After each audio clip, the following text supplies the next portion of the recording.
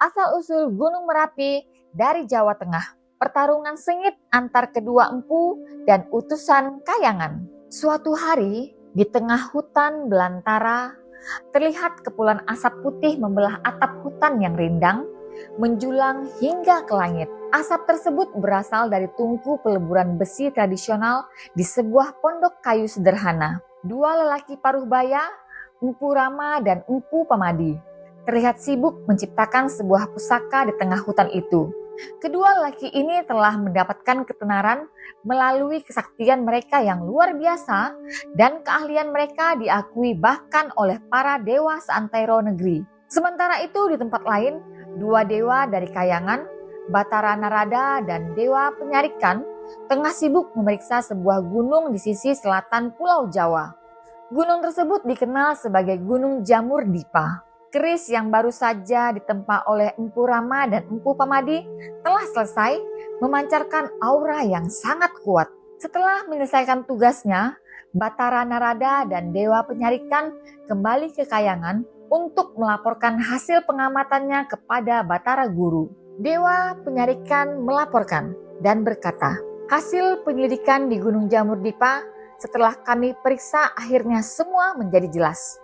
Keadaan gunung tersebut ternyata telah menyebabkan Pulau Jawa miring ke arah selatan. Oleh karena itu, Gunung Jamur Dipa dianggap perlu dipindahkan ke daratan rendah di sebelah utara Pulau Jawa. Kemudian Batara Guru bertanya kepada Batara Narada dan Dewa Penyarikan, apakah kalian sanggup melaksanakan tugas berat ini? Batara Narada menjawab, tentu, Batara Guru. Sebelah utara Gunung Jamur Dipa terdapat daratan rendah yang bisa menjadi tempat yang tepat. Namun ada kendala, di daratan rendah tersebut terdapat dua empu sakti yang tengah membuat keris. Dalam sekejap Batara Guru mengambil keputusan. Batara Guru berkata, baiklah, aku memerintahkan kepada kalian berdua, Batara Narada dan Dewa Penyarikan, untuk memberitahu kedua empu tersebut agar segera berpindah ke tempat lain. Batara Narada dan Dewa Penyarikan pun berangkat menuju hutan tempat kedua empu tersebut berada. Sesampainya di pondok kayu sederhana itu, Empu Rama dan Empu Pamadi dengan ramah menyambut kedua utusan Kayangan. Empu Rama bertanya, ada hajatan apa? Wahai Gusti, sampai utusan dari Kayangan turun ke tempat ini, adakah yang dapat hamba bantu? Batara Narada menjawab, kedatangan kami ke sini bermaksud untuk menyampaikan permintaan para dewa kepada Empu Rama dan Empu Pamadi. Empu Pamadi menambahkan, benar Gusti, keadaan ini memang sangat mendesak. Namun jika kami berdua tidak segera pindah dari sini, Pulau Jawa ini akan semakin miring. Tetapi maaf Gusti, kami belum dapat memenuhi permintaan itu. Batara Narada dan Dewa Penyarikan merasa kehilangan kesabaran karena keteguhan hati kedua empu tersebut. Mereka pun mencoba membujuk dan meyakinkan Empu Rama dan Empu Pamadi agar bersedia memindahkan diri demi kepentingan yang lebih besar. Menghadapi keteguhan hati Empu Rama dan Empu Pamadi, Batara Narada dan Dewa Penyarikan merasa terpaksa mengancam agar kedua empu tersebut segera pindah dari tempat itu. Wahai Empu Rama dan Empu Pamadi, jangan memaksa kami untuk mengusir kalian dari tempat ini. Namun kedua empu tersebut tidak takut dan siap bertarung demi mempertahankan tempat itu. Ancaman tersebut justru memicu perselisihan di antara mereka. Pertarungan sengit pun tak bisa terhindarkan, di mana Batara Narada menghadapi Empu Rama dan Dewa Penyarikan bertarung melawan Empu Pamadi. Meskipun mereka hanya manusia yang dihadapi utusan para dewa, Empu Rama dan Empu Pamadi tetap tidak gentar. Pertarungan sengit pun berlangsung hingga berhari-hari tanpa ada tanda-tanda jelas siapa yang akan menang dan siapa yang akan kalah.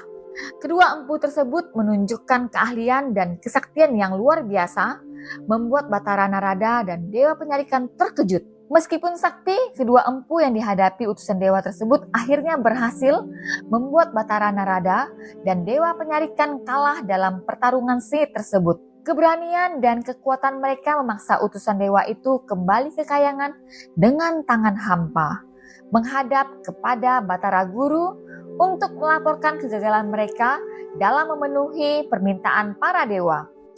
Dalam laporan kepada Batara Guru, Utusan dewa Batara Narada dan Dewa Penyarikan menyatakan kegagalan mereka membujuk kedua empu yang sangat sakti Mandraguna.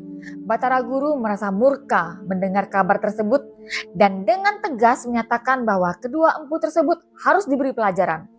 Tidak ada jalan lain. Gunung Jamur Dipa harus segera dipindahkan, meskipun itu akan menimpa kedua empu tersebut. Dewa Bayu dipanggil untuk segera melakukan tugasnya.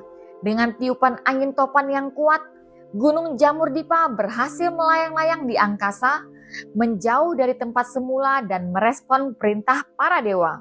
Kemudian Gunung Jamur Dipa jatuh tepat di perapian tempat kedua empu tersebut berada.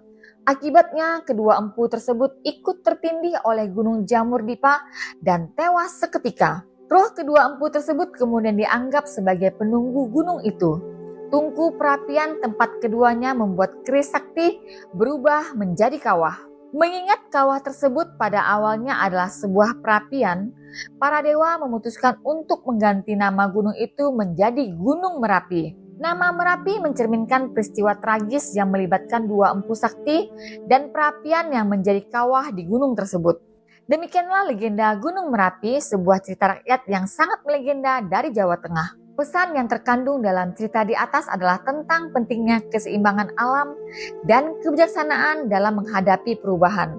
Namun cerita itu juga mengingatkan kita akan pentingnya kerendahan hati, kewaspadaan dalam menghadapi kekuatan alam yang luar biasa. Nah, itulah asal-usul Gunung Merapi. Jangan lupa untuk memberikan dukungan dengan cara memberi like, tinggalkan komentar, dan share video ini kepada teman-teman dan keluarga. Sampai jumpa di cerita selanjutnya dan tetap ikuti channel Legenda dan Cerita untuk lebih banyak kisah legenda dan cerita menarik lainnya. Salam legenda.